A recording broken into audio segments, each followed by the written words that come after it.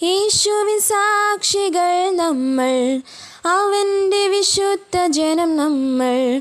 ഉയർത്തവനുടെ പരമവിളിക്ക് യോഗ്യരം ജനം നമ്മൾ.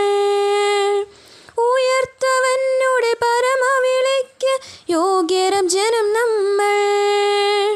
സ്തുതിക്കാം ഹല്ലേലൂയാ, സ്തുതിക്കാം ഹല്ലേലൂയാ, സ്തുതിക്കാം ഹല്ലേലൂയാ, സ്തുതിക്കാം ഹല്ലേലൂയാ. നമ്മുടെ രക്ഷയാം പാറയ്ക്കാർപ്പിടം സ്തുതിക്കാം ഹല്ലേലൂയാ.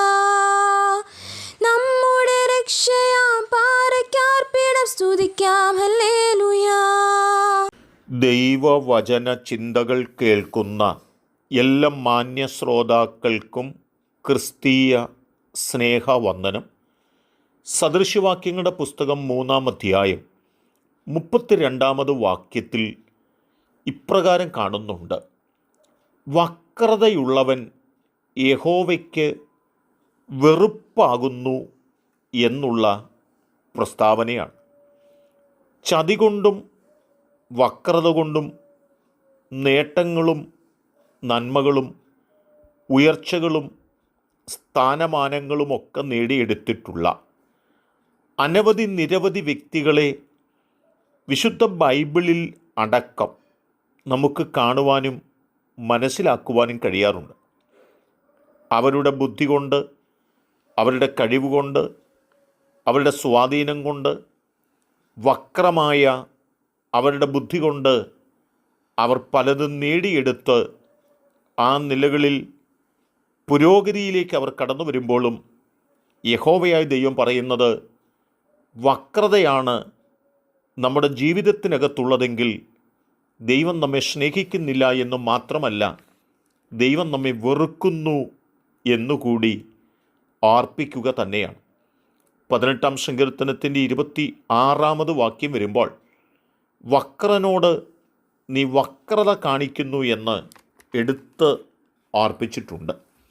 വക്രതയാണ് ജീവിതത്തിൻ്റെ കൈമുതലാക്കി വച്ചിരിക്കുന്നതെങ്കിൽ യഹോവയായ ദൈവം നിങ്ങളോട് വക്രത കാണിപ്പാൻ ഇടയായിത്തീരുമെന്നും അത് വലിയ പതനത്തിലേക്ക്, വലിയ തകർച്ചയിലേക്ക് നമ്മെ എത്തിക്കുമെന്നുകൂടി നമ്മെ ആഴമായി ഓർപ്പിക്കുകയാണ്.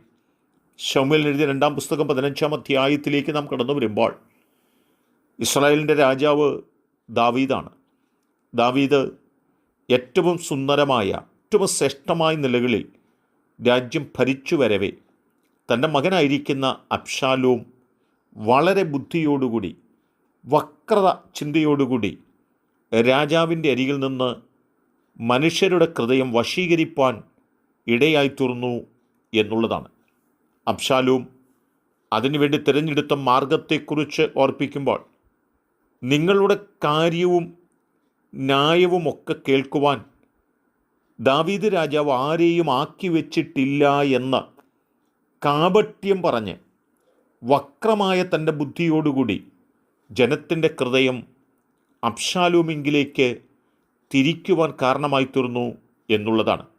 മാത്രമല്ല, ദാവീദിനെ ചതിച്ചുകൊണ്ട് ദൈവത്തെ ആരാധിപ്പാനായിട്ട് കടന്നു പോകുന്നു എന്ന് പറഞ്ഞ് ബാല്യക്കാരെയും കൂട്ടിക്കൊണ്ട് കടന്നു പോകുന്നതായ അബ്ശാലോം മലമുകളിൽ കയറി നിന്നുകൊണ്ട് ഒച്ചത്തിൽ തൻ്റെ ചാരന്മാരെ അരികത്തു നിർത്തി കാഹളനാദം കേൾപ്പിച്ചുകൊണ്ട് അബ്ശാലോം ഹെബ്രോനിൽ രാജാവായിരിക്കുന്നു എന്ന് വിളിച്ചു പറയുവാനും ജനമത് കേട്ട് ചേർന്ന് പറയുവാനും ഇടയായിത്തീർന്നു. ഈ വക്രമായ ബുദ്ധി നിമിത്തം ഹെബ്രോനിൽ അബ്ശാലോം രാജാവാകുവാനും ആ വാർത്ത കേട്ട് ദാവീദ് കൊട്ടാരം വിട്ട് ഓടിപ്പോകുവാനും ഇടയായിത്തീർന്നിട്ടുണ്ട്.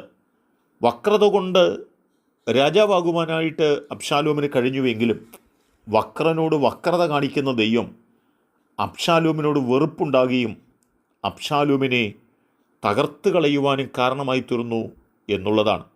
തൻ്റെ അന്ത്യത്തിന് അധിക കാലങ്ങൾ ഉണ്ടായിരുന്നില്ല എന്നും വലിയ പതനമാണ് തൻ്റെ ജീവിതത്തിൽ സംഭവിച്ചതെന്നും വിശുദ്ധ ബൈബിൾ നമ്മെ ഓർപ്പിക്കുന്നുണ്ട്. എന്നെ കേൾക്കുന്ന പ്രിയപ്പെട്ടവരെ, നമ്മോട് അതുകൊണ്ടാണ് പറയുന്നത്, നാം ഒരു കാരണവശാലും വക്രബുദ്ധിയോടുകൂടി നേട്ടങ്ങളും സ്ഥാനങ്ങളും മാനങ്ങളും ഒക്കെ ഉണ്ടാക്കാൻ വേണ്ടി പരിശ്രമിക്കരുതെന്നും നീതിയോടുകൂടി നാം ജീവിക്കുന്നെങ്കിൽ മാത്രമേ ദൈവത്തിൻ്റെ സ്നേഹം നമ്മുടെ മേൽ ഉണ്ടാകുകയുള്ളൂ എന്നും, അല്ല എങ്കിൽ ദൈവം നമ്മെ വെറുക്കുമെന്നും തിരിച്ചറിഞ്ഞുകൊണ്ട് വക്രത വിട്ട് നിർമ്മലതയോടെ ജീവിപ്പാൻ നമുക്ക് നമ്മെ സമർപ്പിക്കാം. അതിന് ദൈവം നമ്മെ സഹായിക്കട്ടെ.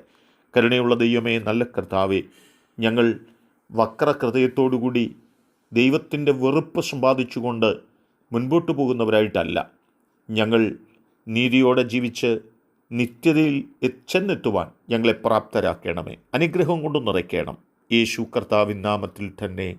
ആമേൻ.